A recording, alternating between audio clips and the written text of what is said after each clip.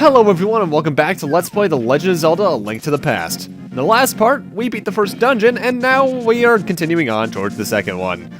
Well, technically we did more than just beat the first dungeon, we also got the Pegasus boots and the ice rod and a couple of pieces of heart, but other than that, we're moving on. Now, the next dungeon, if you check the map after Zoras maps puts them on your map, there we go, is actually in the desert, so we're heading over there. Pay no attention to the average middle-aged man standing by the sign. Leave him alone. That will come into play later. By the way, there's a fairies fountain to the north of us right now. And welcome to the desert. This place is eh. There are landmines all over the place. There are these guys, I forget what they're called, but they're pretty much sandmen. They'll come out and try to punch you. Then you got your vultures. However, before we head towards the desert palace, we want to head up here to the north into this cave. Because there's something we can get in here. Hey, Sahasrahla, how are you doing? Aha, it is the Book of Modora. With it you can read the language of the Helia people. Okay. Anyway, we can bomb this wall. If you could look at it and see that slightly different pattern and run into the explosion, that's nice, Kyle. And in it there's a chest containing piece of heart number 7. And I cut out of the cave because why the hell not? And that's the Desert Palace's entrance right there. You need the Book of Modora to enter this place, as we'll see momentarily. That's why I have it equipped, actually. I cannot read that! Let's try the Book of Modora. To open the way to go forward, make your wish here and it will be granted.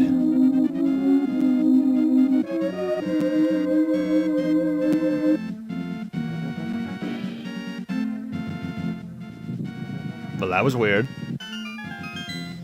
It's also part of the Sanctuary theme. Anyway, by doing that, this place opens up to us. If you want to head south to exit, just use the Book of Modora again. Either way, welcome to the Desert Palace. Another really short dungeon, actually.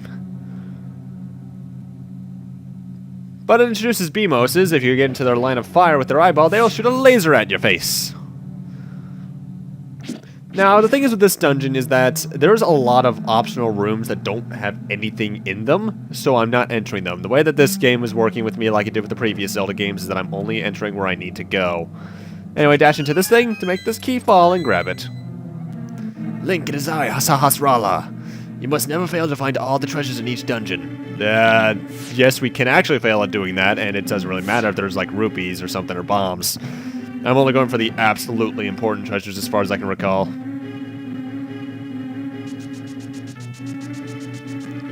Now, one weird thing about this room right here, as you can hear, there's something that sounds similar to the black balls from the start of the first dungeon. That's because that's technically a room that actually has them, it's just that it shares environment tiles with them. And here we get the compass. The way this room works, by the way, kill all the po-pos, you can progress onwards. Ooh, money.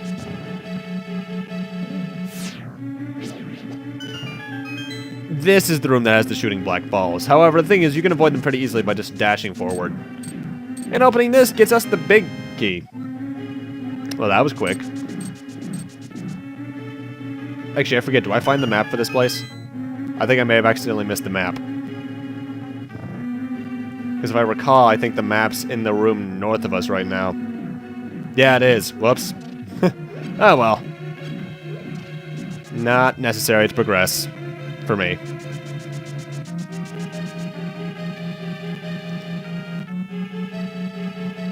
Anyway, now we want to head over here, now that we have the big key.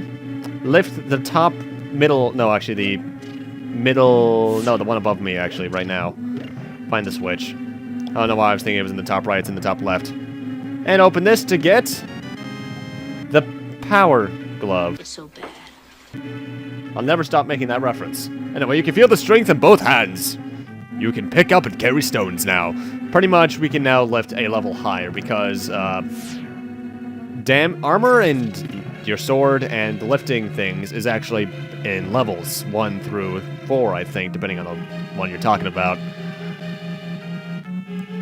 And for us, that makes our lift go up to level 2, so now we can lift stones that we couldn't before. Fairly simple. Yeah, I entirely forgot the map for this place. Sorry about that. It's in the room directly north of the entrance. Anyway, pushing that block down, you can find this one-use fairy fountain, as far as I'm aware. well, one use if you're entering. I believe if you exit and re-enter, that block will move back to its initial position. And we're out of the dungeon. Yeah, for some reason they gave you a brief interlude in this dungeon. I don't know why. But hey, heading south here gets you a piece of heart number 8. And with that, our health is increased by another heart.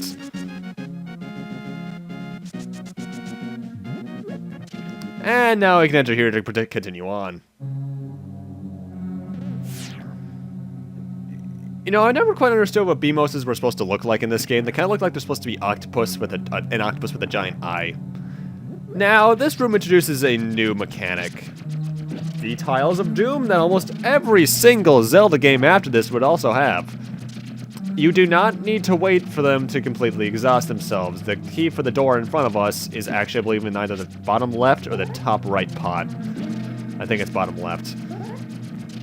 But the thing is, for some reason, I was thinking of a later dungeon where you actually need to wait for these things to completely exhaust themselves. Or was I thinking of a later game? I can't recall. But hey, at least I get to show off that if you let them all exhaust themselves, it makes the pattern of a skull and crossbones. Really weird looking skull and crossbones, but it's one nonetheless.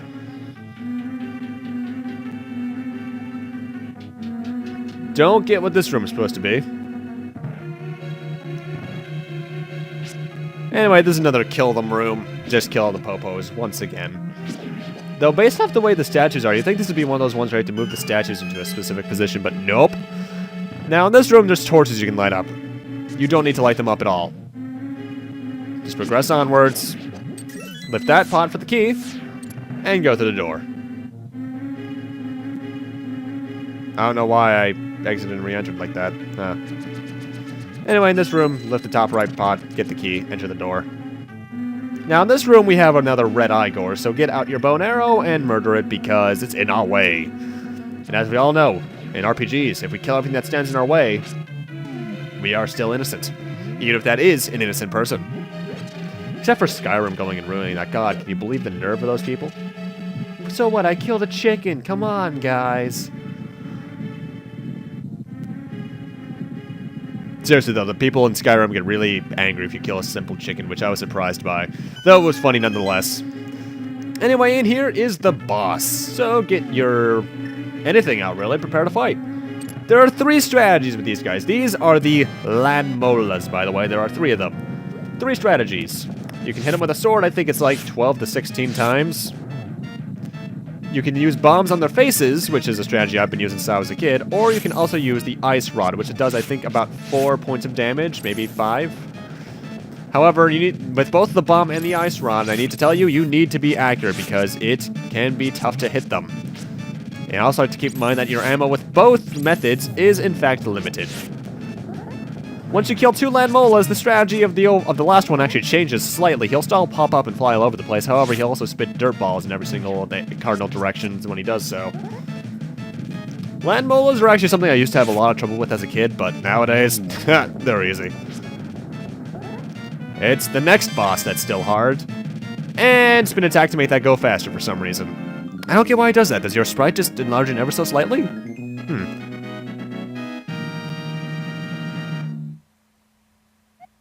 We won the Pendant of Power. Your goal of finding 3 pendants is in sight. Go for the last one. Now, considering it's blue, wouldn't that be the Pendant of Wisdom, actually? And now we're outside. Now I'm going back inside to cut to the witch's hut. You remember this place, we were here a couple parts ago. Anyway, now that we have the power globe, we can lift this up. Yeah. However, that also gives us this entire new area of the map to access. It's a fairly small part, but it's very important that you do this. In fact, I think you absolutely need to do this for later in the game. There's nothing in the bottom left section of this part of the map for now, but we want to head north of here. Also, I'm trying to get an item out for some reason. I don't know why. Oh, right. You can do that. Don't know why. It's honestly kind of terrifying, but you can.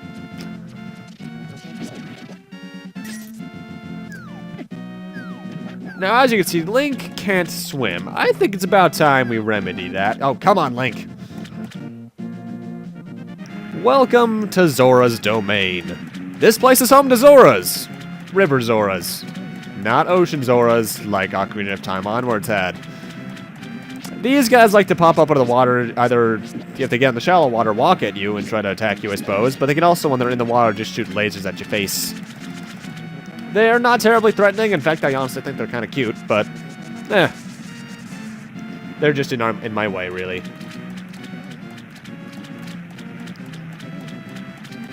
Though I do have to wonder if these things were inspired by the creature from the Black Lagoon at all, because they look fairly similar.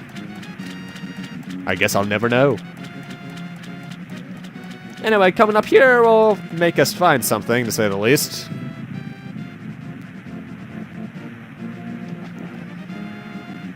Ha ha! What do you want, little man? You have something to ask me? I want the flippers. Ha ha! I don't just give them flippers away for free. I sell them for 500 rupees a pop.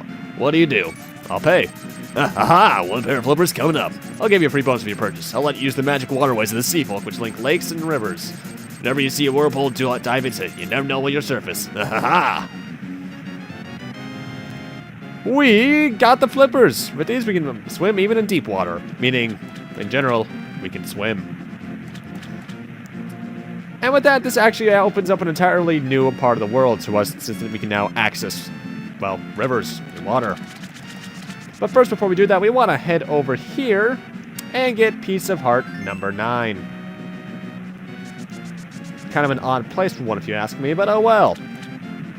Either way, he was talking about whirlpools in lakes and rivers. When they're not caused by Zora, which are in a lot of the lakes and rivers, by the way, you can, in fact, teleport now. In fact, it's kind of an early method of quick travel. There's one we can actually use in this area right here, but I want to do something else real quick, like walk into this waterfall, because there's always something behind the waterfall. And we find this place, the mysterious pond. Won't you throw something in? Yes, we will. Let's throw in the boomerang. Well. Oh, hello there. Yes, I did drop that. And since she likes an honest person, she'll give us something better in return. We got the magical boomerang. We can throw this one faster and farther. It goes, actually, I think, the entire length of the screen now. We can upgrade a couple of things here, actually. This is pretty much one of the first upgrade areas. Next up, let's throw in the shield. One little nitpick, by the way. I don't like how the music restarts like this. And yes, I dropped it, so she'll give us something better in return. So we get the red shield. We can now defend ourselves against fireballs, making Zoras pretty pointless. And now we can head south, exit the place, and check out a whirlpool right there at the very bottom of the screen. By, I think, diving into it. No, just walking into it. We get teleported. To where? To Lake Helia. We're there, and before we teleported, we were all the way up there. Yeah. And this is actually pretty good because there's another thing I want to show off over here. It's right here in the top right of the screen. This is another fountain. This is the Fountain of Happiness. This place is annoying. You see, the way it works, if I would walk forward, please. There you go. Is that you throw rupees into here depending on how many you have. At start, it gives you 5 and 20, but when you start throwing enough in, it starts going up to 25 and 50. For every 100 rupees you throw in here, a fairy will appear and give you the option to either upgrade your max stock of bombs or your max stock of arrows. Needless to say, this takes a lot of rupees to max out, because your bombs max out at 50 and your arrows at 70. In between parts, I will be maxing them both out, so that's why at the beginning of the next part I'm going to have 50 bombs and 70 arrows. You could technically just do this throughout the course of the game, but I just find it more convenient in the long run to do it now. It's really grindy, but it's worth it in the long run, in my opinion. But you don't have to do this at all if you want to. You can make it through very easily with the minimum amount of bombs and arrows. And I wish to carry more bombs. I went to bombs and then arrows to max them out total. Needless to say, it still took me about 2 or 3 hours. In fact, Kenny was messaging me during a part of that. He can attest to my pain. Anyway, one of the last 2 things we're going to do in this video is apparently have a weird audio thing. That's weird to cut out for a second there. We want to follow the river to the north here. This is something I actually remember finding very early on in my first playthrough way back when I was a kid. And something I'm glad was actually kept in to some extent in Link Between Worlds. If we head over here, we can go underneath this bridge. This is actually something that Four Swords Adventures would also reference. And there's this guy. Let's talk to this guy. Yo, Link, you seem to be in a heap of trouble. I'll give you this, but this is all I can give you. And we get bottle number 3. Yay! More fairies! And now I'm gonna jump cut all the way back to the sanctuary because you might recall back in part 1 when we were exiting the Hyrule Castle sewers, there were 2 bumpable walls we couldn't blow up at the time. It's time that we took care of those. Head up into the graveyard, and now that we have level 1 gloves, we can lift up these 2 stones. Push this, and you fall down a hole. And we're back here. However, we can also dash into these walls. I think the way you can definitely tell which ones are dashable and which ones aren't is whether or not they just look like they're basically patched together by nothing. And here we get some bombs, arrows, and 300 rupees. The rupees are probably the most useful thing to me at the moment because I need to do a lot of grinding. Yay. We also get to hear the Hyrule Castle theme again for a short time. We won't actually be hearing this again for probably another 2 parts. Actually, no, probably 3 or 4. And then after that, probably never again. Oh boy. Sad too, because I really do love the Hyrule Castle theme. I really like the version of it that's in Wind Waker too. And how are you two doing? Don't mind me just passing through. But with that, I'm gonna need to end this off here. Thank you guys for watching, and in part 5, we will be heading towards the next dungeon. See you guys then.